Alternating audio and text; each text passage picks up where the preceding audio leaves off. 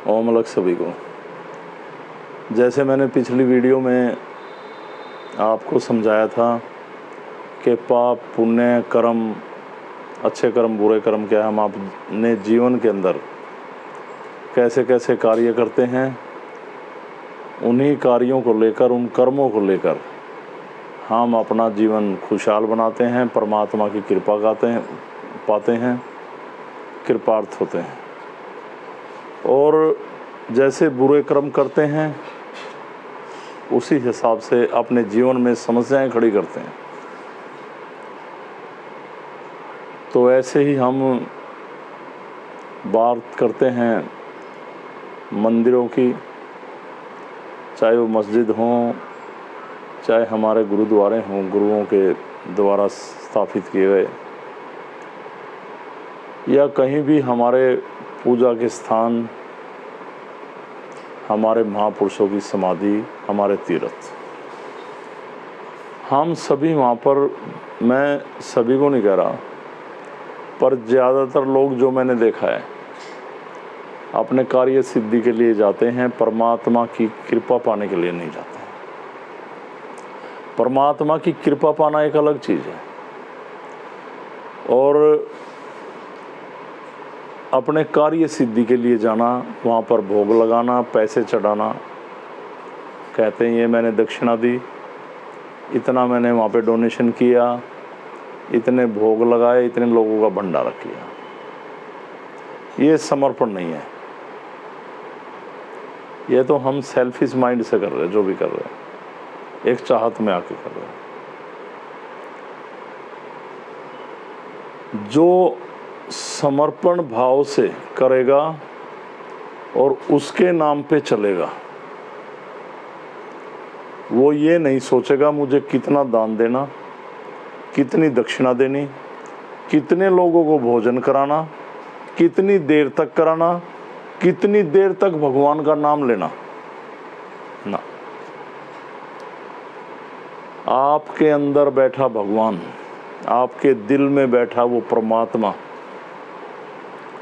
वो कहते हैं ना दिल एक मंदिर है, तो दिल एक मंदिर है और दिल के अंदर परमात्मा का वास है।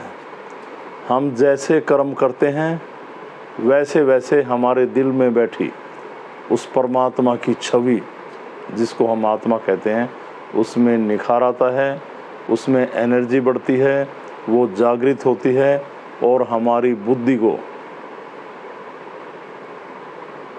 बड़ी शक्ति देती है सोचने की, समझने की, अच्छे बुरे कार्य करने की।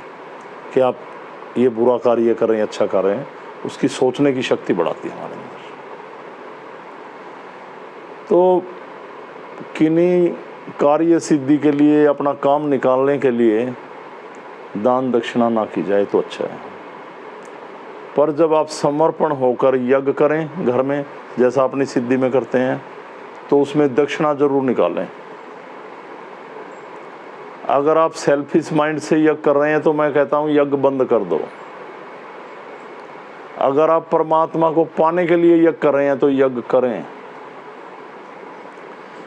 हमारे जीवन में आने वाली परेशानियां हमारे कर्मों के द्वारा हमने खुद पैदा कर रखी हैं।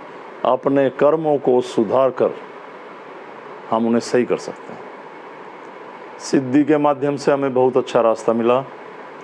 समर्पित भाव से उसका ध्यान करें। जैसे हमने कहा है, कम से कम आधा घंटा जरूर करें, चाहे 1 घंटा। जब उसकी लो लग जाती है, जब हम बिना इच्छा के उसकी शरण में खड़े होते हैं, तो वो जागता है। समर्पण से जागते हैं भगवान, और बेकार की इच्छाओं से हमारे से दूर भागते हैं भगवान, और हम पाप के भागी होते हैं। हम भगवान को अंधा मान रहे, परमात्मा को अंधा मानते हैं हम।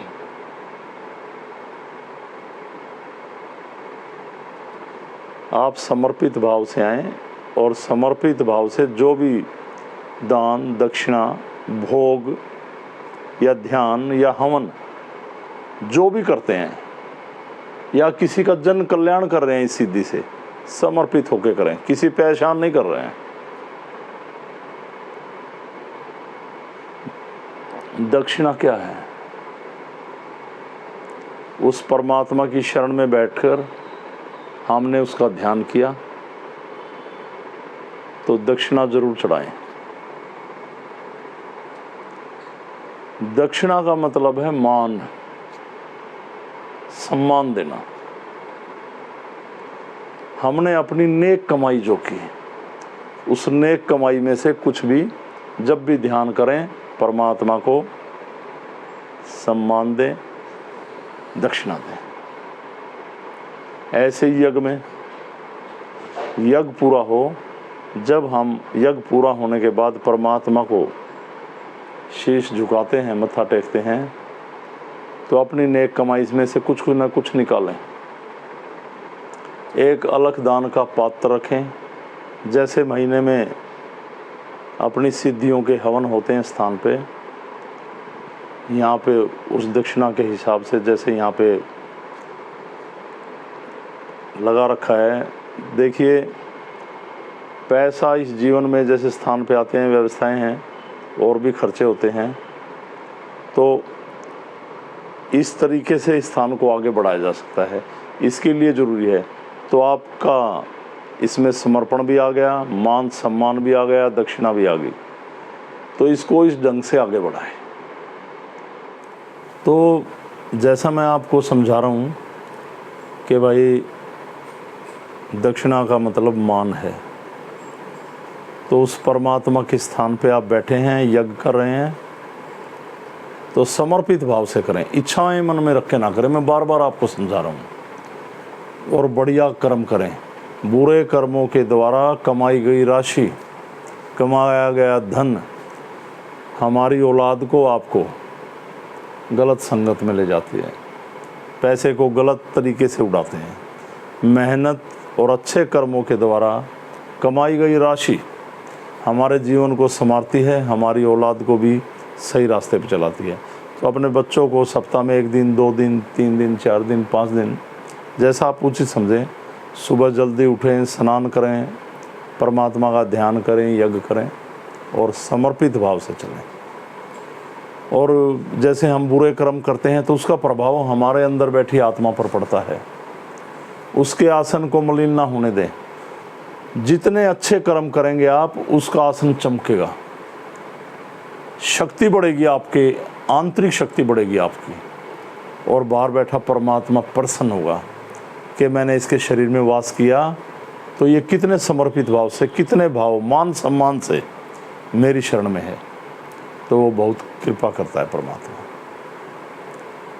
ये जीवन ऐसे ही बीत जाएगा। आप सोच के देखो कि आप 5 साल के कब थे और अब 60 साल के हो गए, 70 साल के हो गए, 40 साल के हो गए, 20 के हो गए, 30 के हो गए, जीवन का पता ही नहीं चला।